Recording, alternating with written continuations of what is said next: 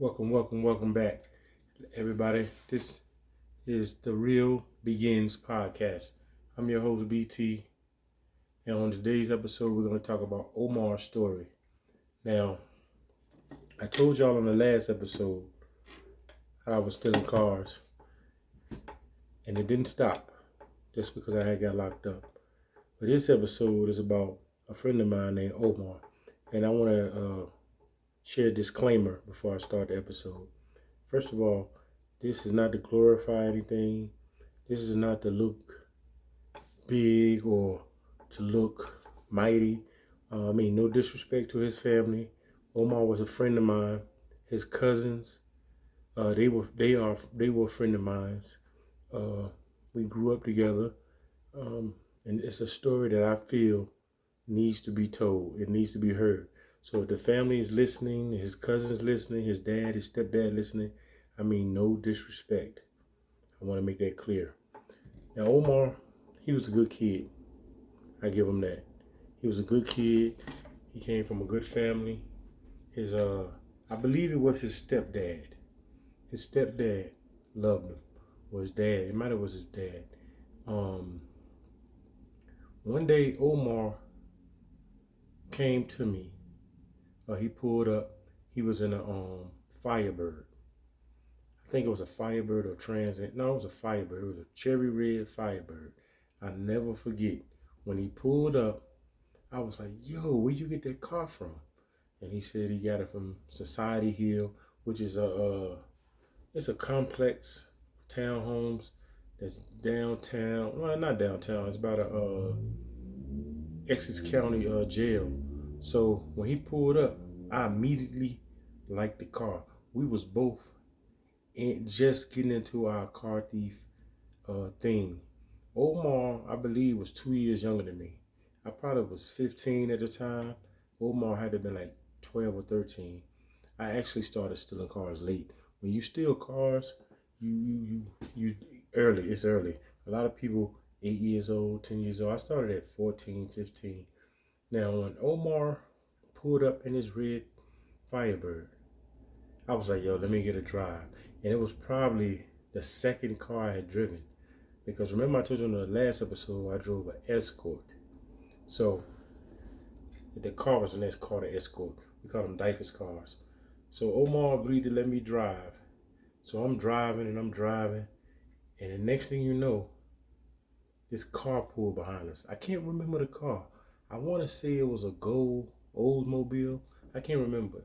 But I know it was his dad or his stepdad. I know that because Omar was screaming, oh man, that's my dad. Yo, you gotta get away. So I immediately noticed that he knew it was us. I don't know how he knew that we was in that car. I don't know how he knew Omar was in that car. But one thing I do know, if you was a black child growing up back then, your parents might get you, your parents' friends might get you, the neighbors might get you. And all I thought about in my mind was, I cannot get caught. So I'm not knowing the car thief etiquette. I'm not knowing the car thief rules or chase or engagement. So he started chasing us, trying to get us to pull over.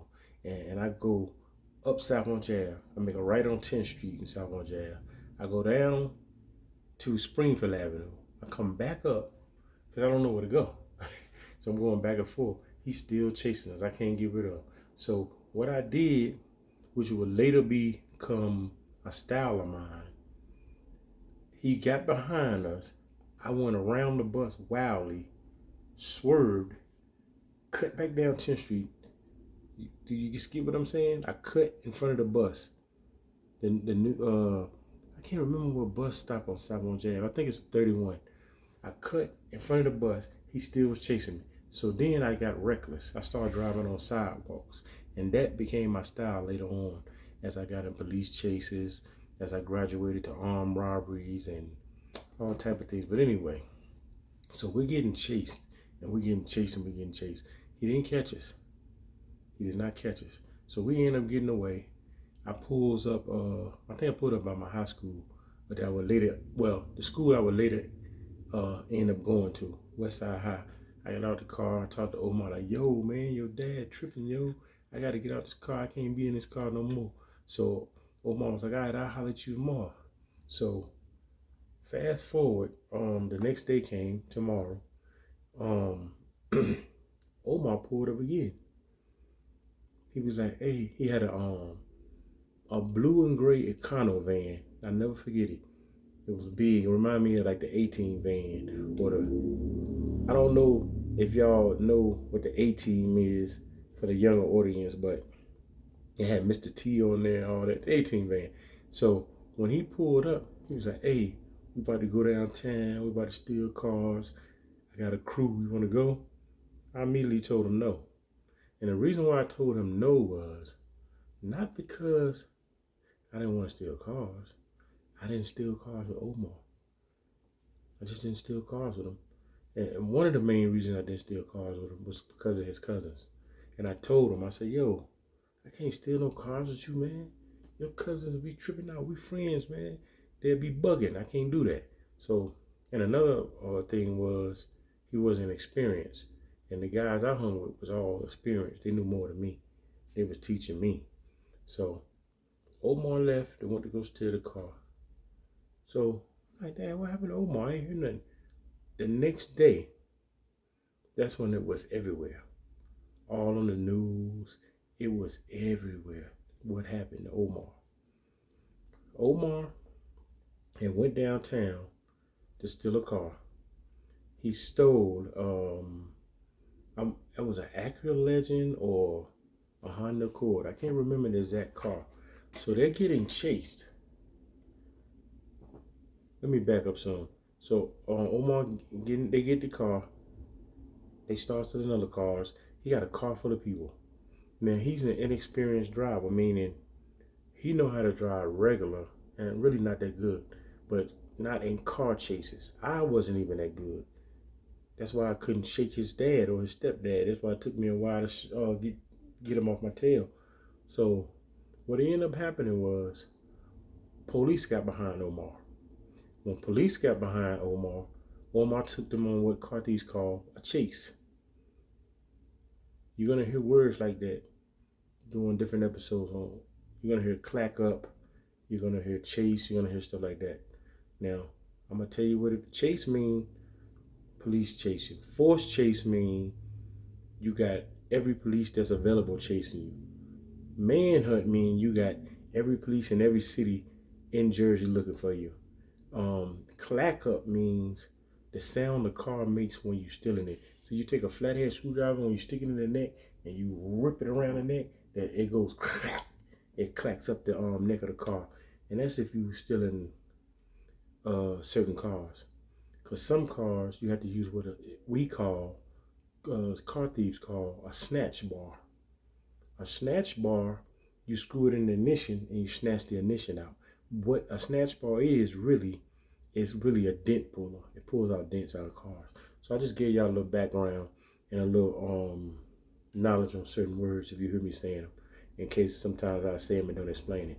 So Omar gets chased, and he's getting chased all around the city, all around the city, all around the city. The police, they're still on him. He can't shake them. He can't shake them. So Omar's driving. He goes on one block. I'm not sure what the block is. I think it was Springfield Avenue. I'm not sure. I could be wrong. But I know these events that I'm about to say definitely happened, because it got word through the car thief the car thief grapevine and from different people. So Omar's getting chased. Someone in the back seat tapped his shoulder or grabbed his shoulder, trying to warn him what the police was behind him doing, which way they was coming. Omar, because he's inexperienced, an experienced driver would look in the rearview mirror or say, don't touch my shoulder, I'm driving. Remember now, he's getting the chase. He's going over 100 miles per hour. Omar looks back like this. When he looks back, if y'all heard that noise just now, that's my computer. When Omar looks back, at the moment he looks back, he looks forward, the car hit a speed bump. When he hit the speed bump, the car veers out of control. Omar crashes. I think he crashed into a utility pole or utility box. Omar crashes, and when he crashes, the car catch on fire. It's like stuff out of a movie. When the car catch on fire, they cannot get out the car. Some of the guys jump out the other doors because it's a four-door sedan. Omar couldn't get out the car. Omar was burning in the car, screaming for help. Screaming and screaming and screaming. Now, this part I'm about to say is graphic. So if you have any little kids, make them leave the room. To Omar family and cousins, once again, I don't mean any disrespect. But I do feel like the story need to be told for young people to understand how serious street life is and if it can save someone. I apologize for when I was in the car with Omar. But Omar he burned so bad in the car, they say he melted to the car. He melted to the seat. He was screaming for help, screaming until his last breath. Now, after Omar had died, he has two cousins. I'm not going to say their name. They from around the way. I know them, they know me. But we don't do that here on this podcast. They went around, they was upset, and as they should be. They was upset. They was beating up. They was jumping on everyone that ever stole a car with Omar. They was jumping on everybody that stole a car with him. Now, they never came to me or never had a problem with me and said, you was in a stolen car there, because they knew that I never stole a car with Omar. I never did that. It was just that Firebird that time. And a matter of fact, they knew about that Firebird because I remember one of them, I just say M, and he know who he is. He might remember this conversation. I remember he came to me and said, hey man, my stepdad, my cousin Omar's stepdad ain't playing, yo. Don't let him catch you in the car with him. And I remember that. So that's one of the reasons why I didn't go with Omar. Now, they went around beating up known people. They was jumping on people, beating people up bad. And I would like to say, I think we didn't have a fight or beef because they knew that I didn't steal cars with Omar, and we respected each other. So, with that being said, when Omar died, the whole hood was sad. Like, it was tragedy. Everybody knew about it. And you would think this young kid died. You would think, okay, he's died. It's going to teach people to stop doing this. It didn't. People went out that night or the next night and stole cars in honor of his name. That's how crazy it was. People went out and stole cars saying that could never happen to me. I ain't worried about it. See, and I told y'all this story today to show you that, matter of fact, Omar was a good kid. He made good grades in school. He come from a loving family. He had his dad or his stepdad or both, his mom. He was not no drug dealer, no robber, no killer. He was none of that. He was a good kid. I know he was a good kid because I was a good kid. But he was a great kid. And I remember telling him, like, yo, you shouldn't be out here, you young, man, why you do? But that's hard to tell. That's the pot calling the kettle black. And that's hard to say to somebody when you are doing it. Hey, don't do this, don't do that. So, give me a moment. Bring back memories. So when he died, it was just sad. But that didn't deter anyone. Now I say that to say this, parents, you have to get your children, parents, stop believing this, not my baby, not in my neighborhood. That only happens in bad neighborhoods. That only happens in the ghetto. That only happens in the hood. That only happens in one parent household. That's not true. Omar was a good kid. That's Omar's story. Now, when Omar died, I have to be honest. We mourned that day, but later on that night, we wouldn't have stole more cars. What that did when he died, my little brother was following me, trying to follow my footsteps. I put a stop to him being in cars. Now that's ironic, right? He was getting in cars, and I put the word out that anybody that messes with my little brother or get in a car, my little put a car, have a car, and let my little brother get in it, gonna have a problem with me. And my little brother was mad at me, furious. The whole hood, nobody would mess with him. Now I stuck my neck out and saved my little brother's life and stopped him from doing it, but I didn't stop. And I'm telling you, there's lots of car thieves in Newark. Lots of car thieves. I'm the low man on the totem pole. But anyway, we went out that night. We stole cars. I had a Z24.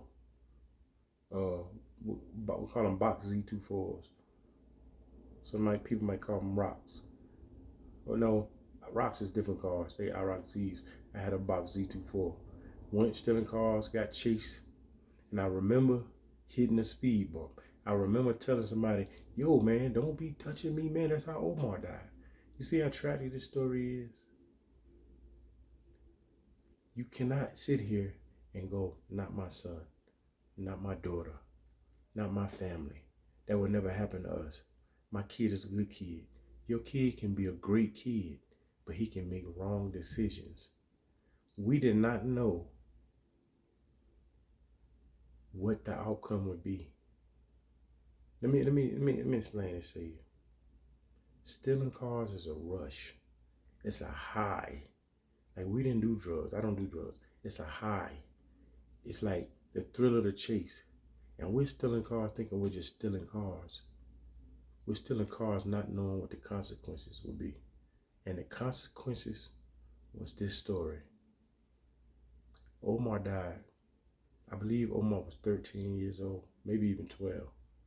He was a kid. This story was over 30-some years ago. Don't let your child be Omar. Now, I hope y'all like this episode. It's not as long as the other one. My podcast is called The Real Begins, where truth hits harder than fiction. My email is therealbeginspodcast@gmail.com. If you have any questions about the episode or previous episode, or you want to hear stories from the next episodes, or you have any questions, feel free to ask. I have over 34 years of stories or life of crime that I started as a kid. From robberies to stick-ups to almost bank robberies to assaults on police officers to all type of things.